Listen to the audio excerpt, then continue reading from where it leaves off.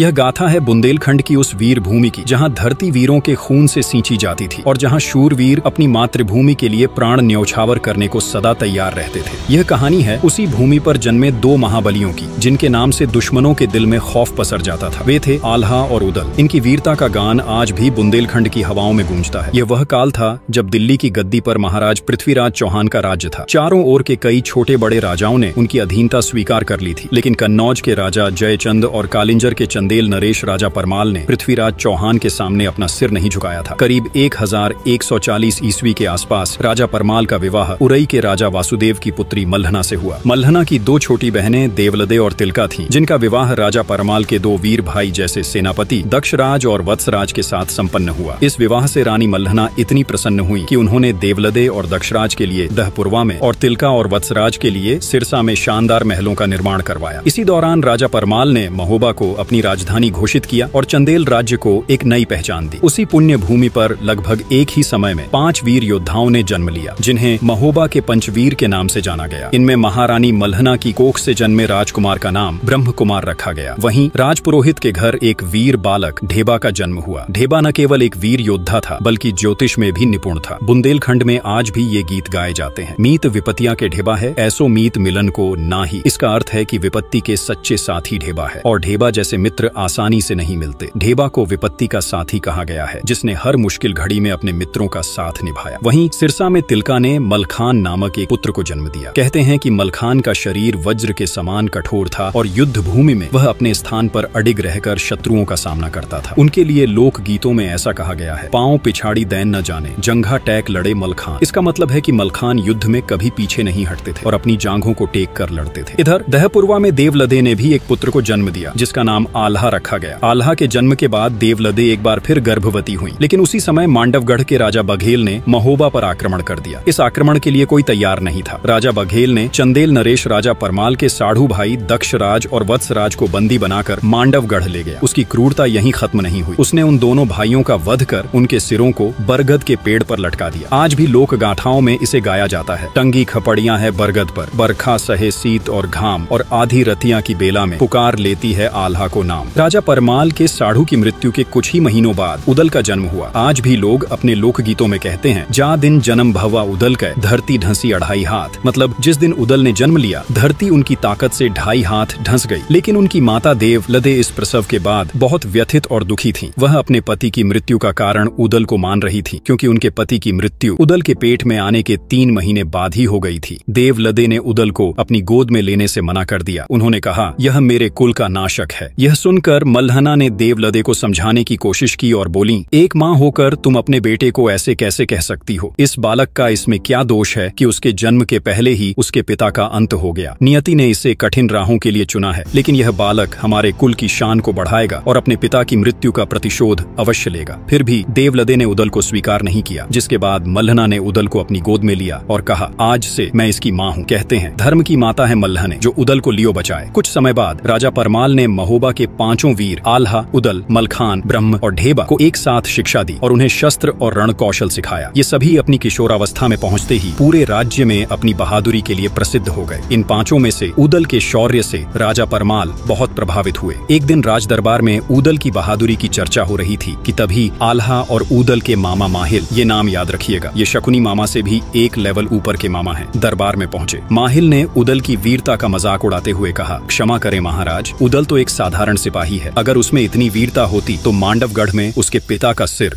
यूं लटकता न होता। माहिल ने वह बात बोल दी जो राजा परमाल इन 5 से छिपा कर रख रहे थे। माहिल ने राजा परमाल के सामने एक चुनौती रखी और कहा, महाराज, अगर उदल सच में वीर है तो वह मांडवगढ़ जाकर अपने पिता और चाचा के सिर को वापस लाए और उनका सम्मान पूर्वक अंतिम संस्कार करे, क्योंकि बाप का बैरी जो न मारे ओकर मांस गिद्ध ना खाए। मतलब जो अपने पिता के हत्यारे का बदला नहीं ले सकता, उसका मांस तो गिद्ध भी नहीं खाते। यह सुनते ही पूरे दरबार में सन्नाटा छा गया। राजा परमाल माहिल को शांत करना चाहते थे ताकि यह बात उदल तक न पहुंचे, लेकिन किस्मत ने खुद उदल को यह चुनौती सुनने के लिए वहां ला खड़ा किया। तभी राजा परमाल ने माहिल को कहा, आखिर तुम चाहते क्या हो कि प्रतिशोध की आग में इनका सिर भी वहीं टंगे मिले? तभी उदल ने दरबार में प्रवेश किया और पूछा, किस बात की चर्चा चल रही है महाराज? माहिल ने उदल को देखा और कहा, प्यारे भांजे, मांडवगढ़ में तुम्हारे किसी अपने की खोपड़ी टंगी है। अब तुम अपनी माँ से जाकर पूछो कि आखिर वह खोपड़ी किसकी है। अब वह सच जिसे राजा परमाल छिपा कर रखना चाहते थे उदल के सामने आ चुका था। यह सुनते ही उदल दरबार छोड़कर तुरंत अपनी माँ देवलद्दे के पास गए और अपनी माँ देवलद्दे के पास जाकर उदल ने पूछा, माँ सच सच बताओ कि हमारे कुल के किस पूर्वज का सिर मांडवगढ़ में लटका है। देवलद्दे यह सुनकर पहले हिचकिचाई और बोली, मैं नहीं जानती ऐसी किसी खोपड़ी को। और वह उदल को शांत करने की कोशिश करने लगी, लेकिन उदल का क्रोध शांत नहीं हुआ। उनकी आंखों में प्रतिशोध की ज्वाला स्पष्ट दिखाई दे रही थी। अंततः देवलद्दे ने उदल से कह ही दिया, टंगी खोपड़ियां बाप चचा की, मांडवगढ़ बरगद की डार, आधी रथिया की बेला में खोपड़ी कहे पुकार पुकार, कहवा आल्हा कहवा उदल, कहवा मलखे लड़ते लाल, बच के आना मांडवगढ़ में राज बघेल जीवता काल। अरे बेटा अभी उम्र है बारी भोरी, खेलो खाओ दूध और भात, चढ़े जवानी तब वाहन पर, तब जाके बघेल को मार। मतलब मांडवगढ़ के बरगद पर टंगी खपड़ियां तेरे पिता और चाचा की है। आधी रात में वे पुकारते हैं, कहाँ है मेरा बेटा आल्हा, कहाँ है मेरा पुत्र उदल। आगे देवलद्दे ने उदल को युद्ध से रोकने की कोशिश करते हुए कहा, अभी तेरी उम्र दूध भात खाने की है, जब तू जवान होगा तभी तुझे इस प्रतिशोध का अधिकार मिलेगा। तभी उदल ने दृढ़ता से उत्तर दिया, माँ शत्रु से बदला लेने के लिए उम्र नहीं देखी जाती। अभिमन्यु ने कम उम्र में चक्रव्यूह तोड़ा था और लवकुश ने बाल्यावस्था में ही पराक्रमी श्रीराम को चुनौती दी थी। देवलद्दे उदल की यह दलील सुनकर चुप हो गईं। उन्हें समझ में आ गया कि उनके पुत्र के मन में प्रतिशोध की आग धधक रही है, जिसे रोक पाना अब असंभव है। फिर वह उदल को मल्हना के पास ले गईं, क्योंकि मल्हना राजमाता अर्थात धर्म माता थी। देवलद्दे ने सोचा कि उदल अपने धर्म माता की बात को नहीं टालेगा। देवलद्दे अपनी बहन मल्हना के कमरे में जाते ही उनके चरणों में गिर पड़ी, लेकिन मल्हना को पहले से ही यह बात पता चल गई थी कि उदल को अपने पिता और चाचा का रहस्य पता चल गया है और अब उदल युद्ध में जाने की इच्छा प्रकट कर रहा है। इसलिए मल्हना ने देवलद्दे को सहारा देकर उठाया और अपने पास बिठाया। फिर उन्होंने उदल की ओर देखा और बोली, हमारे पुत्र ने अपने जीवन में पहली बार युद्ध में जाने की इच्छा प्रकट की है। देवलद्दे, हमें उसे रोकना नहीं चाहिए। यह सुनते ही उदल का दिल खुशी से भर गया और वह गर्व से उठ खड़ा हुआ। लेकिन तभी राजमाता मल्हना ने उदल से कहा, देखो उदल, इस संसार में जितने दिन के लिए जो आया है उसे वह दिन कोई भी नहीं छीन सकता, मगर बेटा यह याद रहे, शत्रु चाहे कुछ भी करे, तुम हमेशा धर्म का पालन करना। मल्हना ने उदल को धर्म युद्ध के आदर्श सिखाए। वह बोली, बेटा कभी किसी से भयभीत मत होना, जो व्यक्ति शरण में आ जाए उसकी रक्षा करना, बालक वृद्ध और नारी पर हाथ न उठाना, यदि शत्रु के पास हथियार न हो तो उस पर कभी भी प्रहार न करना, और भागते हुए शत्रु का पीछा कर उसकी हत्या न करना। हथियार का प्रयोग सदा धर्म के मार्ग पर ही करना। उदल ने राजमाता के उपदेशों को अपने हृदय में संजोया और फिर वो राजा परमाल से युद्ध की अनुमति लेने पहुंचे। फिर जैसे ही उदल ने राजा परमाल से युद्ध की बात की, राजा परमाल उन्हें मांडवगढ़ के दुर्ग की कठिनाइयों के बारे में बताने लगे। वे कहे कि देखो उदल, मांडवगढ़ दुर्ग लोहे की दीवारों से घिरा है और चारों ओर गहरी खाई है। खाई के चारों तरफ बबूल के घने जंगल हैं। इसे भेदना आसान नहीं है और तुम्हारी आयु भी अभी बहुत छोटी है। तभी उदल ने गर्व से उत्तर दिया, क्षत्रिय का जीवन लंबा होना भी नहीं चाहिए महाराज। 12 बरस लौ कुकर जीवै, 16 लौ जिये सियार, बरस 18 क्षत्रिय जीवै, आगे जीवै को धिक्कार। मतलब 12 बरस कुत्ता जीता है, 16 साल सियार, और क्षत्रिय का जीवन यदि 18 वर्ष से अधिक हो जाए तो वह धिक्कार का पात्र है। यह सुनकर राजा परमाल ने कहा, सिर्फ पराक्रम से कुछ नहीं होता बेटे उदल, बुद्धि का भी प्रयोग करना चाहिए। पराक्रम के साथ बुद्धि का संतुलन विजय का मार्ग आसान बना सकता है। तभी उदल बोले, रणभूमि में 2 ही परिणाम होते हैं महाराज, वीर गति या विजय। ये सुनते ही पूरा दरबार जोश से भर गया और सभी लोग उदल की बातों से सहमत हो गए। तब यह देख राजा परमाल ने भी उदल को युद्ध लड़ने की अनुमति दे दी। महाराज से युद्ध की अनुमति लेकर उदल ने अपने चारों वीर भाइयों को बुलाया और सबने मिलकर मांडवगढ़ पर विजय प्राप्त करने की योजना बनाने में जुट गए। तभी मलखान ने कहा, हमें पहले दुर्ग की जानकारी प्राप्त करनी चाहिए, क्योंकि ऐसे ही हमला करना खतरनाक हो सकता है। आल्हा ने सहमति जताते हुए कहा, हाँ मलखान सही कह रहा है, दुर्ग की संरचना और उसमें प्रवेश के मार्ग जानना आवश्यक है। ब्रह्मा ने अपनी बात रखते हुए कहा, अगर हम दुर्ग में किसी को अपने पक्ष में कर सकें तो हमारा कार्य सरल हो सकता है। ढेबा ने उनके प्रस्ताव को समझते हुए कहा, दुर्ग के किसी सैनिक को अपने पक्ष में करना जोखिम भरा हो सकता है। क्या होगा अगर उसने हमारे साथ धोखा कर दिया तो? इन चर्चाओं के बाद सभी ने यह निर्णय लिया कि वे योगी का वेश धारण करेंगे और दुर्ग में प्रवेश करेंगे। 5 भाइयों ने योगी का रूप धारण किया और अपनी माताओं से मिलने गए। योगी के वेश में होने के कारण उनकी माताएं भी उन्हें पहचान नहीं पाईं। उन्होंने इन्हें साधारण योगी ही समझा। इस बीच महोबा के दरबार में राजा परमाल ने आल्हा को महोबा के सेनापति के रूप में चुना। पूरे दरबार में सेनापति आल्हा की जय के नारों से गूंज उठी। तब राजा परमाल ने महोबा के वीरों को उनके घोड़े सौंपे। आल्हा को किलिया, ब्रह्मा को हरनागर, ढेबा को मनोरथ, उदल को बुला नाम का घोड़ा दिया गया और वहीं मलखान को कबूतरी नाम का घोड़ी दिया गया। महोबा की सेना ने युद्ध की पूरी तैयारी कर मांडवगढ़ की ओर कूच किया। मांडवगढ़ के दुर्ग के पास बबूल के घने जंगलों में सेना ने पड़ाव डाला। उस दिन सेना का नेतृत्व ब्रह्म कुमार को सौंपा गया, जबकि बाकी चारों वीर उदल, आल्हा, मलखान और ढेबा योगी का वेश धारण कर दुर्ग में प्रवेश करने की योजना बनाने लगे। योगी का भेष होने के कारण कोई उन्हें शक की नजर से नहीं देख रहा था। थोड़े ही समय समय में वे किले के मुख्य द्वार तक पहुंच गए। वहां तैनात द्वारपाल ने उन्हें रोकते हुए पूछा, आप लोग कौन हैं और यहाँ क्यों आए हैं? आल्हा ने शांत स्वर में उत्तर दिया,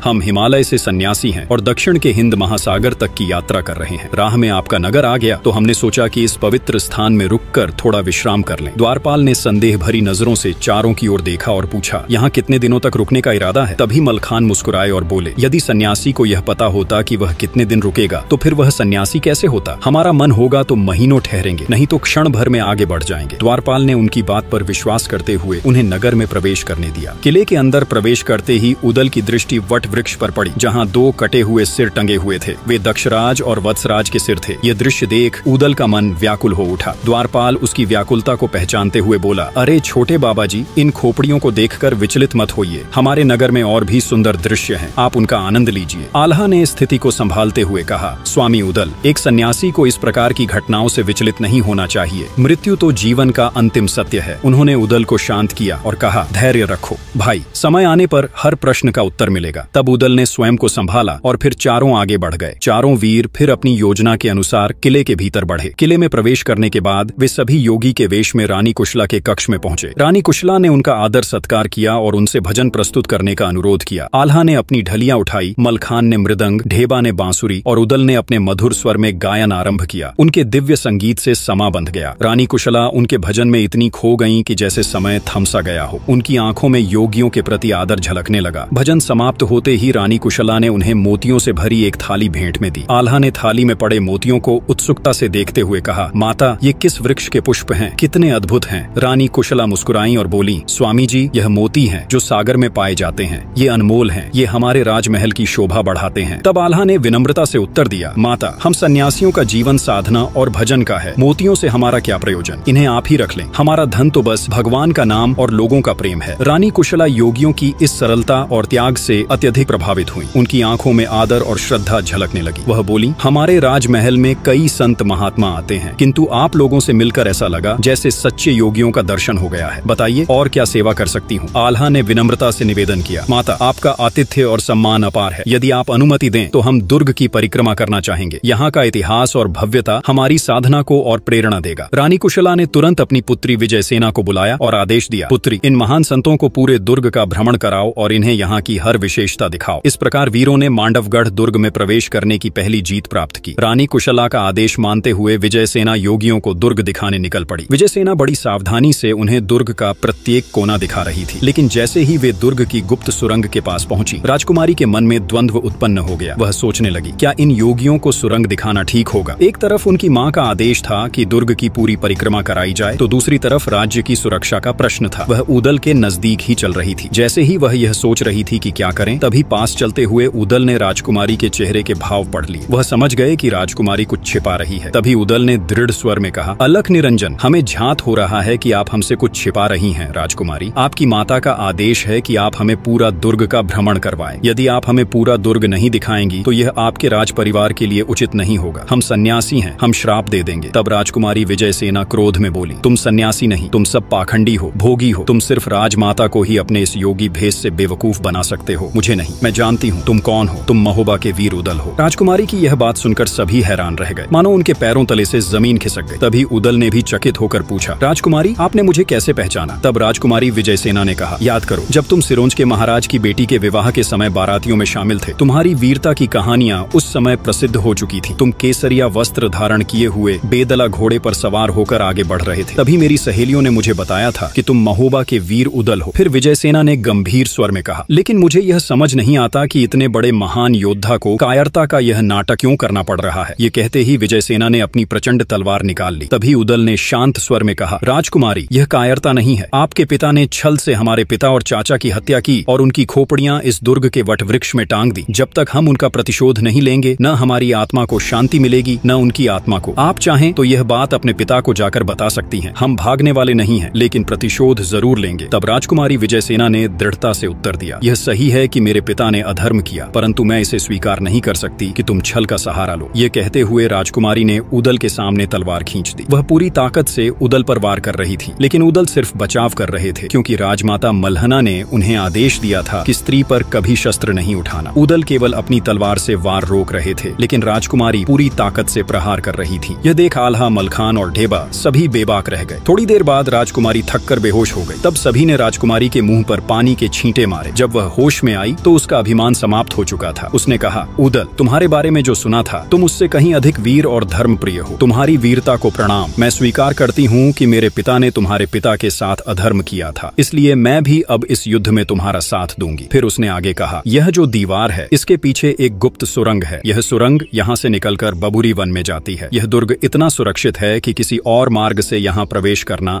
लगभग असंभव है, लेकिन इस सुरंग का दूसरा मुंह बबुरी वन में खुलता है, जहाँ से तुम लोग दुर्ग में प्रवेश कर सकते हो। यह रहस्य जानते ही महोबा की सेना सुबह तड़के ही मांडवगढ़ पर आक्रमण कर दी। यह खबर जैसे ही मांडवगढ़ पहुंची, वहां हड़कंप मच गया। राजा बघेल राज जंबे ने अपने 2 शूरवीर पुत्रों राय करंगा और सूरज को बुलाया। वे दोनों अपने समय के सबसे बहादुर योद्धाओं में गिने जाते थे। अपने पुत्रों के सामने राजा ने कहा, अब दुर्ग की रक्षा का भार तुम दोनों पर है। मैं जानता हूँ तुम दोनों इस युद्ध को जीतकर हमारे राज्य का सम्मान बनाए रखोगे। तब राय करंगा और सूरज ने अपने पिता को आश्वासन दिया, पिताजी, हम आपकी आशा को कभी टूटने नहीं देंगे। मांडवगढ़ का किला सुरक्षित रहेगा, चाहे इसके लिए हमें अपने प्राणों की आहुति ही क्यों न देनी पड़े। उधर महोबा की सेना के सेनापति आल्हा ने अपनी सेना को संगठित किया। उन्होंने पंचव्यूह नामक एक विशेष रणनीति बनाई, जिसमें सबसे आगे की सेना का नेतृत्व आल्हा स्वयं कर रहे थे। बाएं छोर की सेना की कमान ढेबा के हाथों में थी और पीछे के हिस्से की जिम्मेदारी मलखान पर थी। व्यूह के मध्य में ब्रह्मा घोड़े पर सवार होकर संचालन कर रहे थे। जैसे ही दोनों सेनाएं मांडवगढ़ के दुर्ग के पास पहुंची, राय करंगा ने आल्हा को ललकारा। उसने कहा, आल्हा, तुम्हारी औकात नहीं है मुझसे लड़ने की। तुम्हारा भी वही हाल होगा जो तुम्हारे पिता और चाचा का हुआ था। जिस पेड़ पर उनकी खोपड़ी टंगी है, वहीं तुम्हारी खोपड़ी भी टांगी जाएगी। इस पर आल्हा ने गरजते हुए जवाब दिया, राय करंगा, मेरे पिता और चाचा को अधर्म के युद्ध में मारकर तुम्हारे पिता ने अन्याय किया था। अगर आज तुम अपने पिता का सिर मेरे सामने रख दो तो मैं तुम्हारी जान बख्श दूंगा, अन्यथा युद्ध भूमि में आज मरने के लिए तैयार हो जाओ। इसके बाद युद्ध शुरू हो गया। तलवारें टकराने लगीं, घोड़ों की टापों से धरती गूंज उठी और दोनों सेनाओं के योद्धा एक दूसरे पर टूट पड़े। राय करंगा ने चालाकी से आल्हा की आंखों में धूल झोंककर हमला करने की कोशिश की, लेकिन आल्हा की सतर्कता के सामने उसकी यह चाल विफल रही। इसके बाद राय करंगा ने आगे बढ़कर ऊदल पर भाला फेंका। भाला ऊदल को चीर देता। अगर ऊदल का घोड़ा बैदुल उस समय अपनी चाल नहीं बदलता, भाला ऊदल के पास से गुजरता हुआ धरती में धंस गया। आज भी लोकगीतों में कहा जाता है, ए गज भर धरती चीरत फारत, भाला धरती गया समाये। धन्य धन्य है घोड़ बैदुला जो स्वामी को लियो बचाए। इस घटना से राय करंगा अचंभित हो गया। वह क्रोध के मारे लाल हो गया और तलवार लेकर ऊदल पर टूट पड़ा। इसके बाद ऊदल राय करंगा पर गरजते हुए टूट पड़ा। ऊदल बोले कि पहली वाणी में बोलत नहीं, दूजी में नहीं करते रार, और तीजी वाणी में छोड़त नहीं, मुंह में ठूंस देई तलवार। ऊदल ने अपनी तलवार से पहला वार किया और राय करंगा पहले ही वार में घायल होकर गिर पड़ा। वह घायल अवस्था में युद्ध भूमि छोड़कर भागने लगा। इस घटना से मांडवगढ़ की सेना का मनोबल टूटने लगा। तभी राय करंगा के छोटे भाई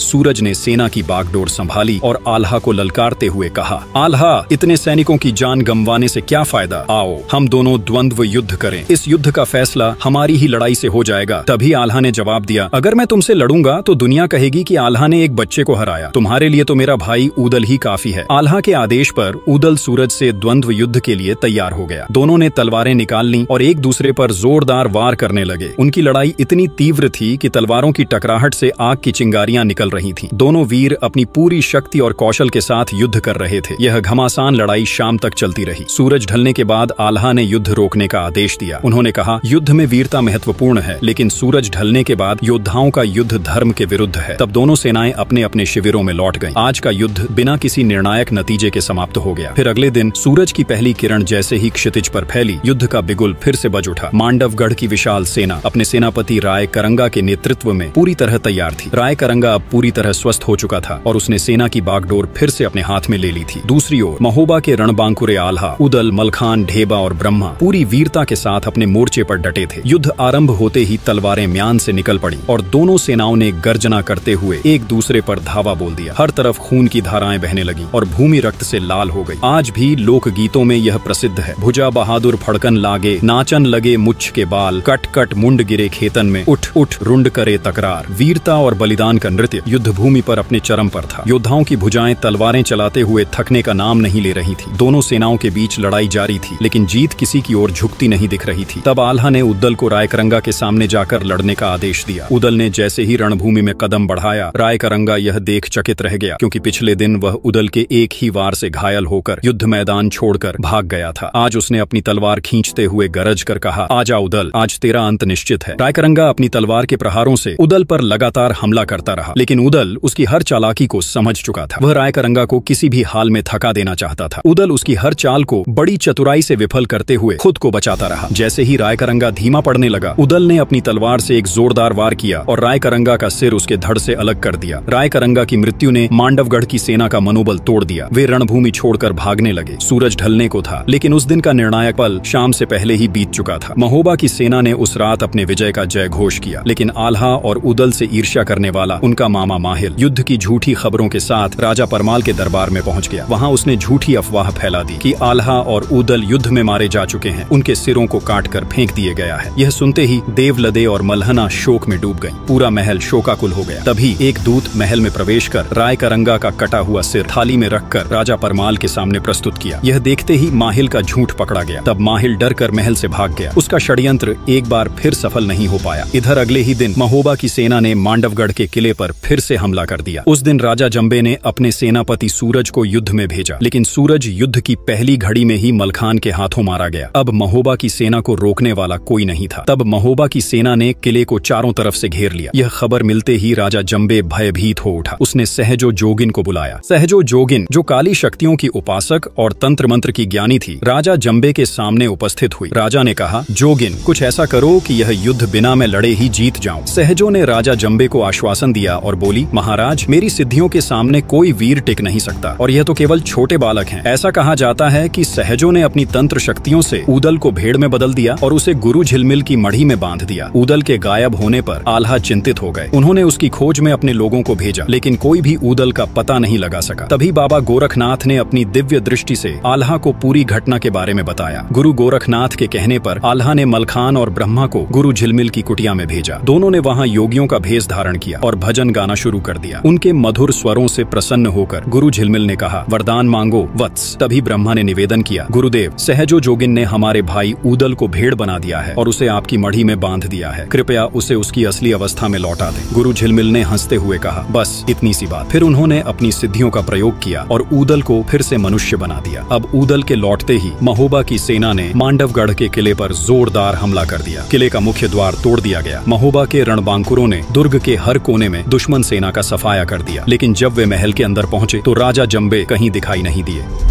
तभी महोबा के 3 वीर आल्हा, मलखान और ढेबा जब किले से बाहर आ रहे थे तो रास्ते में उन्हें सहजो जोगिन मिली। वीरों ने बिना देर किए उसकी काली शक्तियों का स्रोत, उसके जूड़े को अपनी तलवार से काट दिया। जैसे ही उसका जूड़ा कटा, सहजो की सारी सिद्धियां उसी क्षण नष्ट हो गईं। इसी बीच एक घुड़सवार सैनिक बबुरी वन से आता हुआ महोबा की सेना के पास पहुंचा और उसने उद्दल से कहा, महाबली उद्दल, सेनापति आल्हा ने संदेश भेजा है कि राजा जंबे का कोई पता नहीं चल रहा है। संभवतः वह कहीं छिप गया है। तभी उद्दल ने कहा, राजा जंबे के छिपने के लिए सबसे सुरक्षित स्थान सुरंग ही हो सकता है। इसके बाद उद्दल ने सैनिकों को बबुरी वन में खुलने वाली सुरंग के मुख पर आग लगाने का आदेश दिया। सैनिकों ने सुरंग के द्वार पर आग प्रज्वलित कर दी और आग तेजी से सुरंग के अंदर फैलने लगी। तभी पास खड़े ब्रह्मा ने सैनिकों को आदेश दिया, आग समाप्त होते ही इसे फिर से प्रज्वलित करना, कोई भी दुश्मन बचकर न निकल पाए। जैसे ही आग सुरंग में फैलने लगी, भीतर छिपे राजा जंबे का धैर्य जवाब दे गया। वह अपने विशाल और भव्य हाथी भौरानंद पर सवार होकर बाहर निकला। हाथी पूरी सजावट के साथ गर्व से चल रहा था और जंबे उसकी पीठ के सिंहासन पर बैठा हुआ था। यह दृश्य देखकर उद्दल ने अपने घोड़े बेंदुला को दौड़ाया और बिजली की गति से हाथी की ओर बढ़ा। उसने घोड़े की टापों से हाथी के माथे पर जोरदार प्रहार किया। हाथी दर्द से बौखला गया और अपनी दिशा खो बैठा। उसी समय उद्दल ने हाथी की पालकी पर लगे ध्वज को अपनी तलवार से काटकर नीचे गिरा दिया। उद्दल ने एक ही छलांग में घोड़े से कूदकर हाथी की पीठ पर चढ़ाई कर दी। राजा जंबे के संभलने से पहले ही उद्दल ने उसकी गर्दन पर तलवार का ऐसा प्रचंड वार किया कि उसका सिर धड़ से अलग होकर नीचे गिर पड़ा। राजा जंबे के मारे जाते ही मांडवगढ़ का युद्ध समाप्त हो गया। महोबा की सेना ने किले पर विजय प्राप्त कर ली। पूरा किला महोबा के वीरों की जय और आल्हा उद्दल की जय के नारों से गूंज उठा। युद्ध के जीत के बाद जब यह शुभ समाचार राजा परमाल तक पहुंचा तो उन्होंने पूरे राज्य में विजय उत्सव मनाने का आदेश दिया। महोबा के राजमहल को दीपों से सजाया गया और वहां आम दरबार लगाया गया। महल के विशाल सभागार में आल्हा, उद्दल, ब्रह्मा, मलखान, ढेबा और अन्य वीर राजा परमाल के सामने आए और उन्होंने उन्होंने उन्हें प्रणाम किया। आल्हा ने अपने पिता दक्षराज और चाचा वत्सराज के सिर को सम्मान पूर्वक राजा परमाल के समक्ष रखा और वहीं ऊदल ने भी अपनी प्रतिज्ञा पूरी करते हुए राजा जंबे का सिर मल्हना और देवलदे के चरणों में रखा। उन्होंने भावुक स्वर में कहा, माँ, जिसने हमारे पिता का अपमान किया और उन्हें छल से मारा, उसका अंत हो चुका है। मल्हना ने अपने पुत्र को आशीर्वाद दिया। बुंदेलखंड में चारों ओर खुशी का माहौल था। महोबा के रणबांकुरों के पराक्रम के चर्चे हर ओर हो रहे थे, लेकिन इस जीत ने आल्हा और उदल के मामा माहिल के दिल में जलन और द्वेष की आग को और भड़का दिया। वह आल्हा और उदल के मौत का प्रपंच फिर से रचने लगा। लेकिन क्या उसका यह प्रपंच इस बार सफल होगा? यह जानने के लिए हमारे अगले वीडियो का इंतजार कीजिए। अगर आप यहाँ तक वीडियो देख रहे हैं तो हमें कमेंट में जरूर बताएं कि आल्हा उदल के बाद आप किस वीर की कहानी जानना चाहते हैं। आपकी राय हमारे लिए बहुत मायने रखती है। वीडियो को देखने के लिए आपका बहुत बहुत धन्यवाद।